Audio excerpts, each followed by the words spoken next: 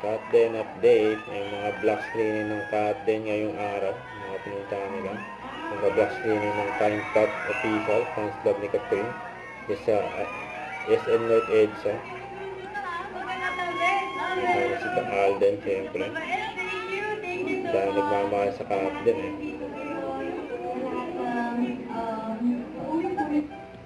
Ayan, nag-ikot ang cut din sa tatlong mall, sa SM North EDSA, Trinoma Mall, at Ayala Vertis North. Yun, grabe ang cut din, non-stop ang black screening ng cut din. Mga sa escalator, dami pa ng tao sa mall, nakita ang cut din. Saka yung endorsement ni Catherine na Idol Vision.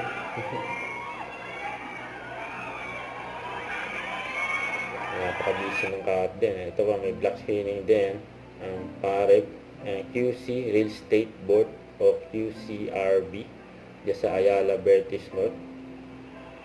Ang daming pa black screening sa cut din for Hello Love Again. So ito pa sa Ayala Mall Trinoma naman, Rotario Club of Upper East Side Antipolo. May teddy bear pang hawak ng cut din. So ito pa sa SM North EDSA, yung cut din official, yung fans club yung cut din,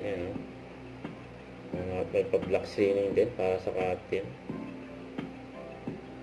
Tapos yan pa katropan ni Catherine na fans club dyan sa SM North EDSA rin.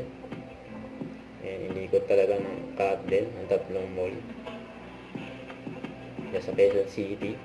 Tapos ito pa yung 360 video ng cut din kasama si Direk Cathy during premiere night ng Hello Love Again. Kasi yan ng cut din kasama si Direk Cathy. And iconic trio. Masaya nila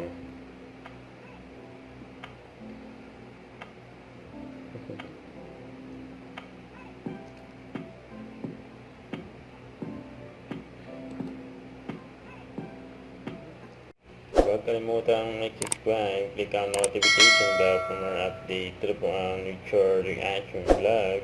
Bye guys, thank you for watching.